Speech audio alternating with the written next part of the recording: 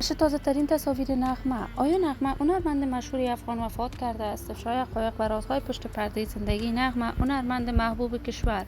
نغمه هنرمند خوب کشور آیا وفات کرده است؟ این خبر تا چیت حقیقت دارد؟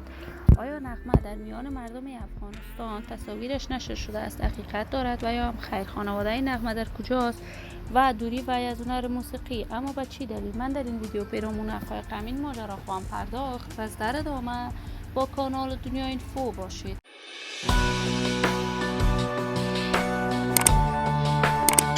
سلام سلامتی نثار تک تک شما دوزاران نهایت ارجمند کانال دنیا اینفو. شما رو خوش آمدید میگم به یکی دیگر از ویدیوهای جذاب و دیدنی این کانال. اگر دوست کانال دنیا اینفو باشید، پس برای حمایت هرچی بیشتر از این کانال علامت سابسکرایب را فشار دهید تا ویدیوهای دیگر کانال دنیا اینفو را از دست ندهید. نغمه هنرمند مشهور، چهره شناخته شده، محبوب و مطرح در میان مردم افغانستان است. علاقمندان و دوزاران خاص خودش را دارد. نغمه اسم اصلی شاپیرای می باشد. از ولایت زیبای کندهار است.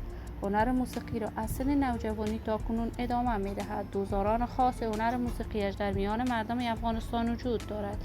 این هنرمند محبوب و پرآوازه افغان کارهای موسیقیش چنان در میان مردم افغانستان بازتاب خوبی داشته است که همه کارهای هنریش را میپسندند. نغمه با منگل ازدواج کرد. ثمره ازدواجش 5 فرزند می باشد. اما دیر نگذشت. نغمه از منگل جدا شد و کاملا راه هنر موسیقیش جداگانه و پیش برد. نغمه در کشور امریکا برای بار دوم ازدواج کرد، اما ازدواج دوم نغمه هم دیر نه انجامید که دوباره از همسرش جدا شد. این همه در حالی است که تصاویر نغمه در صفحات مجازی دست به دست می شود که این هنرمند وفات کرده است. تا کنون جزئیات بیشتری این ماجرا در دست نیست که این خبر تا چی حقیقت داشته است. آیا با واقعیت نغمه هنرمند خوب کشور وفات کرده است و یا هم خیر؟ ولی من آرزو دارم خبرهای نشر شده در صفحات مجازی دروغ باشد.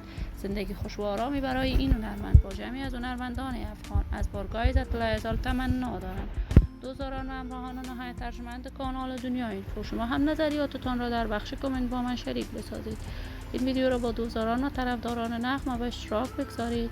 اگر دوست کانال دنیا اینفو باشید، پس برای حمایت هرچی بیشتر از این کانال علامت سابسکرایب را فشار دهید تا ویدیوهای دیگر کانال دنیا اینفو را از دست ندهید.